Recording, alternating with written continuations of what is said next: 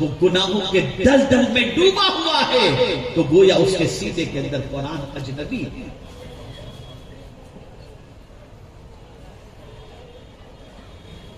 اس نے قرآن کی عظمت کو نہیں سمجھا. ایک عظمت والی کتاب اس کے سینے میں موجود ہے، پھر بھی وہ شخص گناہ کر رہا ہے، برائیاں کر رہا ہے، بد کرداری کر رہا ہے، انسانوں پر ظلم کر رہا ہے. تو حضرت معاذ بن جبل رضی اللہ تعالیٰ عنہ فرماتے ہیں ظالم کے سینے میں قرآن اجنبی ہے. دوسری بات انہوں نے فرمائی، ارشاد فرماتے ہیں بروں کے درمیان نیک آدمی بھی اجنبی ہے. اب اس کو آپ سوسائٹی میں دیکھ سکتے ہیں، معاشرے کے اندر اس کا جائزہ لے سکتے ہیں کہ آج اگر لڑکی کا رشتہ آئے اور لڑکے کی زندگی کے اندر اچھائیوں کو تلاش کرنے کے لیے نکلیں، بلکہ لڑکی کے لیے کوئی اچھا لڑکا تلاش کرنے کے لیے نکلیں تو مشکل ہو چکا ہے. بڑی مشکل سے کوئی ایک لڑکا مل گیا تو آدمی کہتا ہے یار بروں کے اندر کم سے کم یہ کچھ اچھا لگنا. نیک آدمی بھی بروں کے درمیان اجنبی کی طرح ہو گیا. بلکہ آپ دیکھیں آج اگر کوئی نیکی کرتا ہے، اللہ اس کے رسول کے فرمان کے اوپر زندگی گزارتا ہے، تو اس کی پوزیشن کیا ہے؟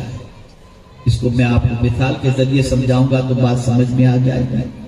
کسی منسٹر کے یہاں شادی میں چلے گئے، کسی مالدار کے یہاں شادی میں چلے گئے جہاں بوفے سسٹم ہے. آپ وہاں پہنچنے کے بعد کھانا لے کر آپ سوچیں گے کہ میں کہیں کونے میں بیٹھ کر کھا لوں، کھڑے رہ کر جانور کی طرح کیسے کھاؤں؟ تو ان گوروں میں آپ تنہا ایک اجنبی نظر آئے،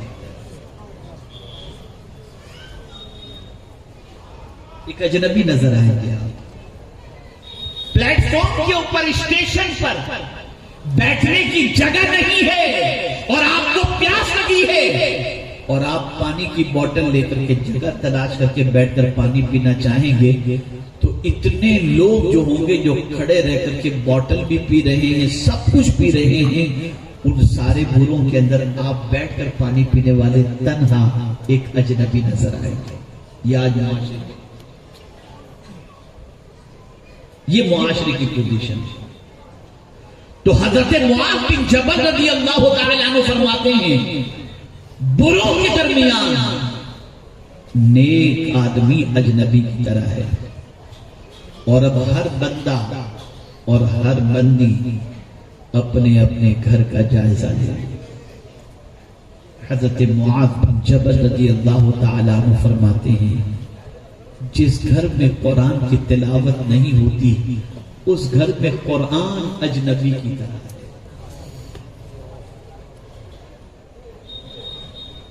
جس گھر میں قرآن کی تلاوت نہیں ہوتی اس گھر کے اندر قرآن اجنبی کی طرح ہے، جیسے کوئی اسے پہچانتا ہی نہیں. کیا ہمارے گھر ایسے نہیں بن گئے؟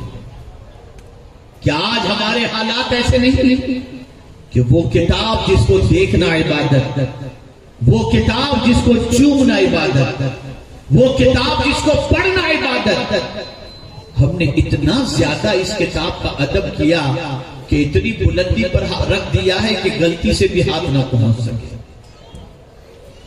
اے رسول گرامی وقار صلی اللہ تعالی علیہ وسلم کے دیوانوں، اللہ کی کتاب سے اپنے تعلق کو مضبوط کرو. اور یہ حفاظ جو اس وقت آپ کی نگاہوں کے سامنے نظر آ رہے ہیں، جنہوں نے اپنے سینے میں قرآن کو محفوظ کیا ہے، جنہوں نے قرآن یاد کر لیا ہے، آقا کریم صلی اللہ علیہ وسلم کی ایک حدیث فقیہ ابو اللیث سمرقندی رحمت اللہ تعالی علیہ نے ذکرہ للذاکرین کے اندر نقل فرمائی. جب میں آج اسے پڑھا تو طبیعت مچل گئی اور جی میں آیا کہ کاش ہر گھر کے اندر اللہ حافظ قرآن بچے پیدا فرمائے. سبحان اللہ. جانتے حضور کیا فرماتے ہیں؟ حضور صلی اللہ علیہ وسلم نے ارشاد فرماتے جس شخص کے سینے میں، بہت غور سے سنیے گا، میں کتاب کا ریفرنس بھی دے رہا ہوں، جس کو تنبیہ الغافلین اردو میں کہتے ہیں یہ کتاب، اور ذکرہ للذاکرین اس کا عربی نام ہے، فقی ابو اللیث سمرقندی رحمت اللہ تعالی علیہ کی کتاب. انہوں نے آقا کریم صلی اللہ علیہ وسلم کا یہ ارشاد نقل فرمایا ہے. فرماتے کہ رسول اعظم صلی اللہ علیہ وسلم نے ارشاد فرمایا جس کے سینے میں قرآن محفوظ ہے، یعنی جو حافظ قرآن ہے، جو حافظ قرآن، اس حافظ قرآن کے والدین کو قبر میں اللہ عذاب دینے میں تخفیف فرماتا ہے، یہاں تک کہ اس حافظ قرآن کے ماں باپ اگر کافر بھی ہیں تو اللہ ان کے عذاب میں بھی تخفیف فرما دیتا ہے.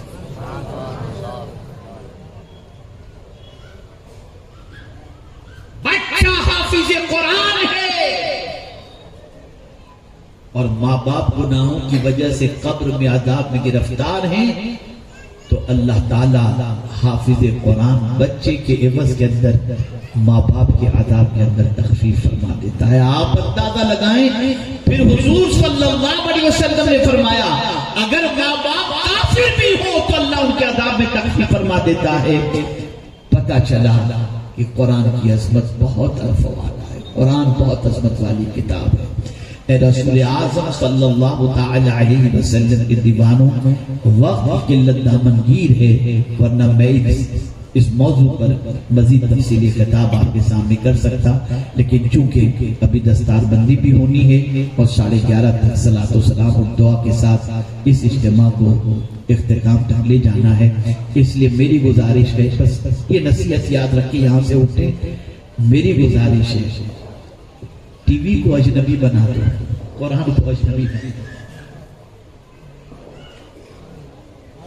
ٹی وی روز بولتے ہو، اٹھ کر سونے سے پہلے ٹی وی اے ریموٹ کہاں ہے، ریموٹ کہاں ہے، ریموٹ کہاں ہے، بس جلدی سیل ڈالو اس کے اندر، ارے خراب ہو گیا، ٹی وی خراب ہو گیا. قرآن پڑھا ہوگا، انتظار کر رہا ہے کہ کوئی مجھے چھوئے، کوئی مجھے پڑھے.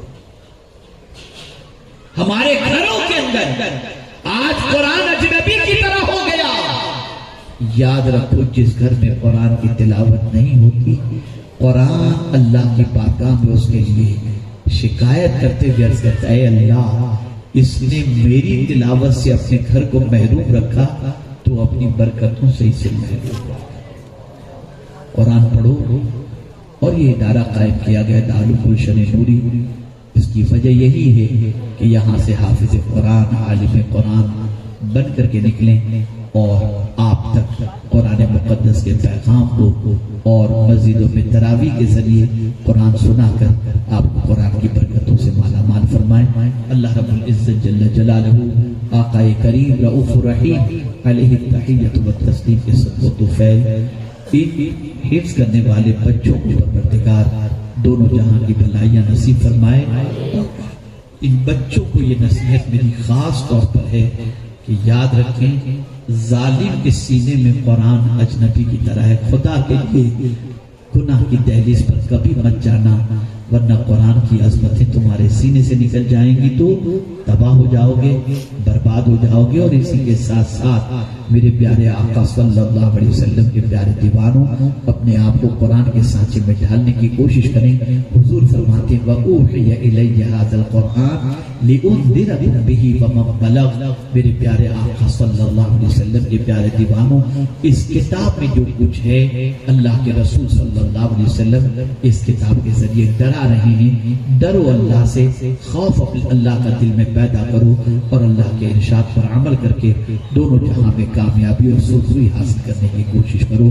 اللہ تعالیٰ آقا کریم صلی اللہ علیہ وسلم کے صدق و طفیل مجھے آپ کو سب کو قرآن مقدس سے اپنے تعلق کو مضبوط کرنے کی توفیق نصیب فرمائے, اور رب قدیر جل جلالہ حفظ کرنے والے بچے, ان کے اساتذہ اور ان کے ماں باپ اور تعاون کرنے والے ادارے کے افراد کو دونوں جہاں کی بھلائیاں نصیب فرمائے. وما علینا الا البلاغ المبین. السلام علیکم ورحمۃ اللہ وبرکاتہ. الحمدللہ یہ جان کر آپ کو مسرت ہوگی کہ ان بچوں میں سے ایک بچے نے ایک ہی بیٹھک میں پورا قرآن سنایا ہے. سبحان اللہ سبحان اللہ. آپ ایک بیٹھک میں ایک سورت سنانا ذرا مشکل ہو جائے گا. یہ چھوٹے چھوٹے بچے جو آپ کو نظر آ رہے ہیں ان میں ایک بچہ ایسا بھی ہے جس نے الحمد سے سنانا شروع کیا تو والناس تک اس نے پورا قرآن ایک بیٹھک کے اندر سنایا ہے. اللہ تعالیٰ سب پر کرم کرے.